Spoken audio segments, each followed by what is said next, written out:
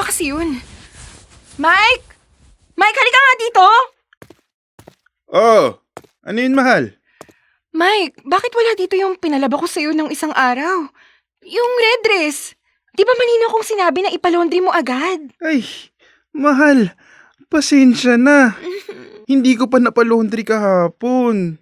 Sobrang naging hectic lang talaga sa trabaho. Paano yan? Anong susuotin ko ngayon? Binilin ko pa naman, Mike. Minsan lang kita pakiusapan. Mahal, pasensya na talaga. Hanap na lang tayo ng pwede mong isuot dyan sa cabinet. Anong hahanapin? Para namang may iba pa akong red dress. Gusto ko yung damit na yun, Mike. Yun ang pinaghandaan ko. Kailangan pala talaga red dress. Oh, ito, mahal. Red naman to, oh. Seryoso ka? Ipapasuot mo sa akin yan? Kita mo namang kupas na ang kulay. Halatang matagal na sa cabinet. Ito. Hindi ko pa siyang kulay. Kaso, sira pala ang zipper. Alam mo, Mike, kung wala kang maibibigay na solusyon, huwag ka nang mag-abala pa. Hindi na lang ako tutuloy. Mahal, wag naman. Sasamahan na lang kita sa mall. Ibibili kita ng bago. Mahal, sorry na talaga. Hindi ko naman sinasadya. Hindi lang naman to tungkol sa damit, Mike. Sa susunod, intindihin mo din yung mga sinasabi ko sa'yo. Hindi yung kung ano-ano na lang yung inuuna mo. Trabaho, kung sino-sino. Tapos ako na lang yung laging nasa huli. Parang lumalabas sa perwisyo pa ako sa'yo. Hindi ka naman perwisyo sa akin, mahal. Pero ayan yung pinaparamdam mo sa akin. Simpleng pakisuyo lang, hindi pa napagbigyan.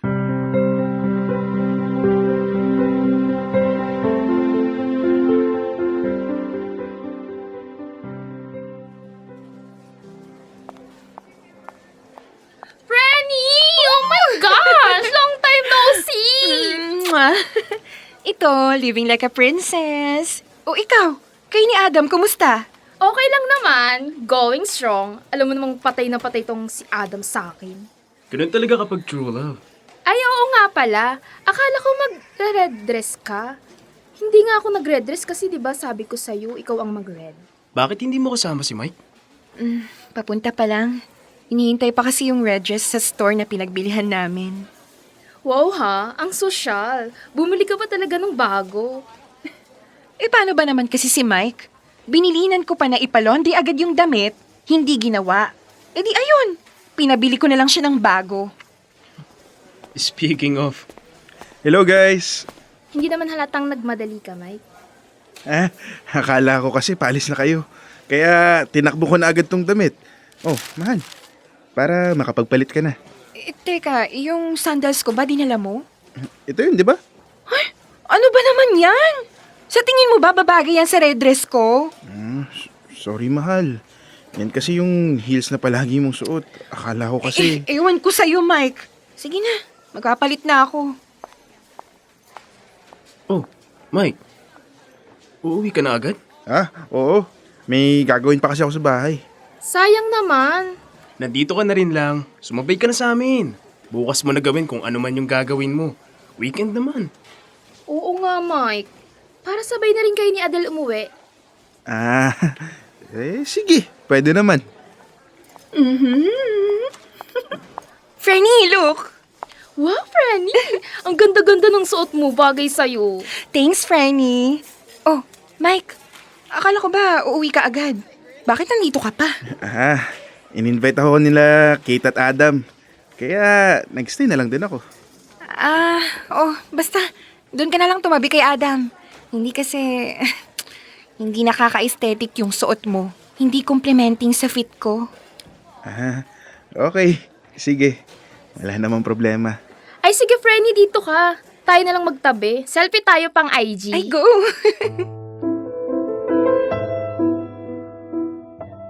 Dear love, ako si Mike. Matagal ko ng live-in partner si Adele. Kabisado ko ang bawat kilos niya. Kung paano umikot ang mata kapag may ayaw siya, o ang eksaktong tono ng boses niya kapag may napuna siya sa paligid. Pihikan siya. Sa damit, sa pagkain, sa mga bagay. Lahat dapat pasado sa mata niya. Yung aesthetic, hindi ko yan iniinda. Marunong ako magtiis. marunong magparaya para sa taong mahal ko. Marami ang nagsasabi na mataray siya, mahirap mahalin. May isang beses pa nga, nilagyan niya ng pamurga ang inumin ko. Magdamag akong pabalik-balik sa banyo, nanginginig sa sakit. Nang tanungin ko siya, ang sagot lang niya, hindi sinasadya. Naniwala ako. Kasi mahal ko siya. At kapag mahal mo ang isang tao, marunong kang maghanap ng dahilan para manatili.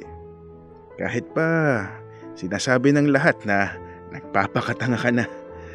Kahit pa may mga gabing tinatanong mo sa sarili mo kung normal pa ba ang lahat. Pinapatawad ko siya sa bawat pagtatalo, sa bawat masakit na salita. Para sa akin, lahat ng ginagawa ni Adele ay biro lang.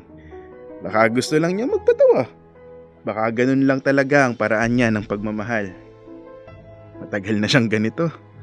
At kahit ganun, hindi ko kailanman naisipang maghanap ng iba. Hindi ako nagloko. Hindi ako umalis. Pinili kong manatili. Araw-araw, paulit-ulit.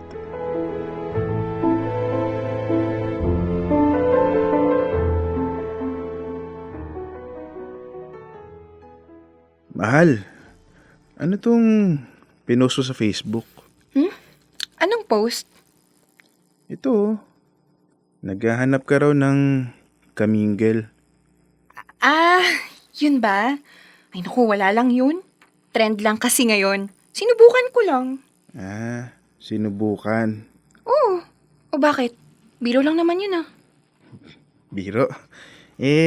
Bakit parang nakikipaglandian ka na sa comment section? At bakit naka-join ka pa dun sa mismong group? Alam mo, wag mo nang intindihin yan.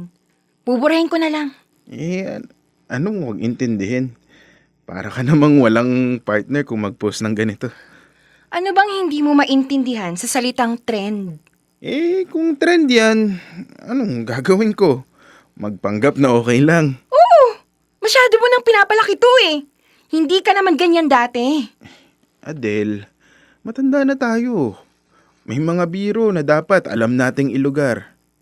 Hindi lahat pwedeng gawing katuwaan. Anong gusto mong gawin ko ngayon? Lumuhod sa harap mo? Magmakaawa? Hindi naman yun yung punto ko. Ang hinihingi ko lang, sana inisip mo man lang kung anong nararamdaman ko bago ka gumawa ng ganong kalokohan. Di sorry Mike. Sorry at nasaktan ko ang damdamin mo.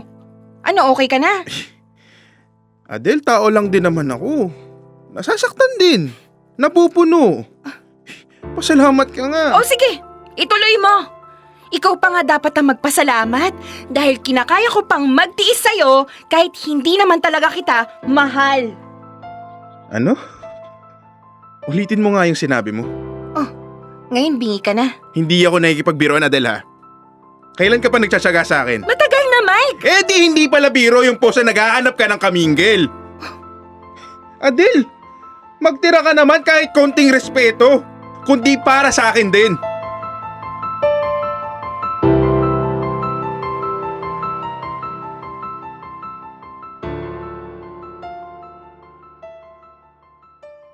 Sobrang sakit.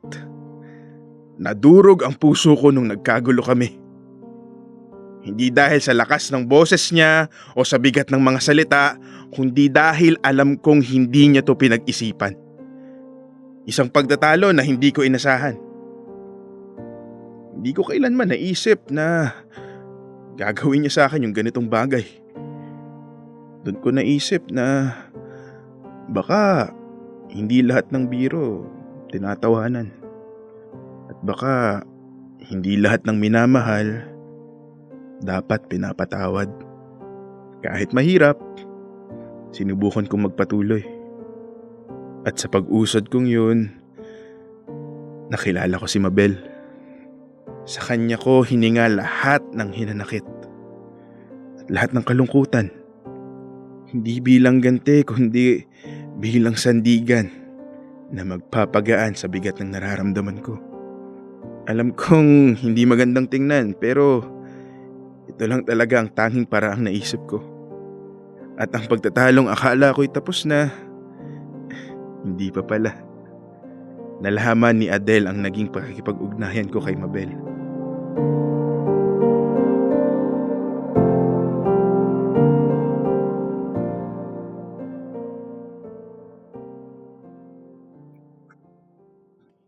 Adele, may lakad pala kami nila mama. Matagal akong mawawala. Ikaw na muna bahala dito sa bahay ha. Bakit nagpapaalam ka pa sa akin? Sa tingin mo ba may paki ako? Sinasabi ko lang, kahit magkaaway tayo, nire-respeto ko pa rin ang presensya mo. Nirerespeto? Talaga lang ha? Ano na naman ba to? Kung totoo ngang nirerespeto mo ko, edi sana hindi mo kinakausap yung babaeng yun. Sino? Si Mabel? Sino pa ba? Unless may iba ka pang kinakausap bukod sa kanya. Kaibigan ko lang siya. Hingahan ng sama ng loob. Kaibigan. Kaya pala ganun ka na lang kakampante ikwento sa kanya yung buong storya natin. Ang galing nga eh. Ikaw ang bida, ako yung kontrabida. Sa bagay, storya mo yan eh. Bakit? Yun naman talaga yung nangyari. Tsaka akala ko ba, wala ka ng pake. So anong gusto mong palabasin ngayon? Na mali ako? Sana hindi mo ginagawa ang mga bagay na ayaw mong gawin din sa'yo. Kinailangan mo pang mahuli na may kinakausap akong ibang babae bukod sa'yo bago mo maisip na mali ang ginagawa mo? Pasensya na ha. Pasensya na kung mas naramdaman ko ang importansya ko mula sa kanya imbes na sa'yo na live-in partner ko. Si Mabel handang makinig. Ikaw, nakikita mo lang ako kapag may gusto kang paglaruan. Kung alam mo lang, matagal na ako nagtitiis sa sitwasyon na to. Nagtitiis? Bakit hindi ka pa umalis? Bakit hindi ka pa makipaghiwalay kung yan naman pala yung nararamdaman mo? Adele, hindi ko pa kayang pakawalan ka. Kasi, mahal pa rin kita kahit ganyan ka. Pilit pa rin kitang iniintindi. Pilit kong sinasabi sa sarili ko, baka ganun ka lang talaga.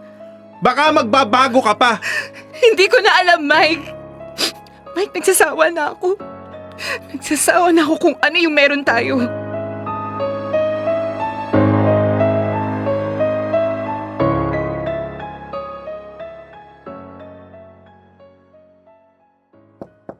Mike?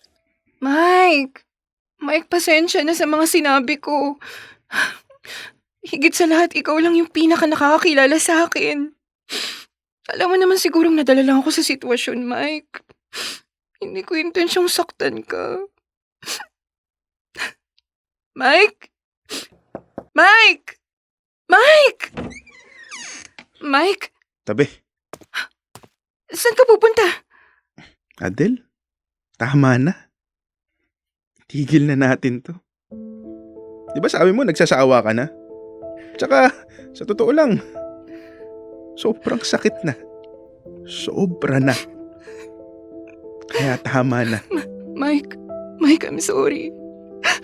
Hindi naman ito yung gusto kong ipakahulugan sa mga sinabi ko eh. Hindi ko kaya na wala ka, Mike. Di ba ang sabi mo? Mahal mo ko? Mike, please. Please, wag mo kong iwan. Mike. Mike. Wala na. Huli na ang lahat, Adele. Ubus na ang pasensya ko para sa mga kalokohan mo. Sana maging masaya ka sa pag-alis ko. Mike, wag ka umalis. Please, papayagan kitang gawin din sa akin yung mga prank ko sa'yo. Tapos ano, Adele, ha? Ano? Hindi ako nakipagrelasyon sa'yo para makipaglokohan lang. Adele, buo na yung desisyon ko.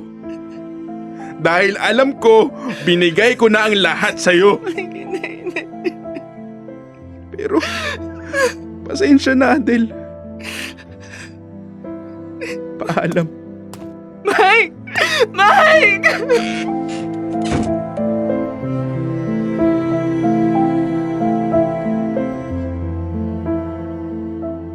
Dear love, mas pinili kong umalis. Hindi bilang ganti, kundi para iligtas ko ang aking sarili. Masakit, oo. At mahirap tanggapin na ang taong minsan mong naging tahanan at minahal mo ng buo ay siya ngayong dahilan ng sakit at sugat. Kita ko sa mga mata niya na totoo ang pagsisisi niya. Pero hindi lahat ng sakit ay magagamot ng pagpapatawad. At hindi lahat ng pag-ibig dapat ipaglaban. Siguro, kahit gawin ko pa ang lahat, hindi ako magiging sapat sa taong mapaghanap.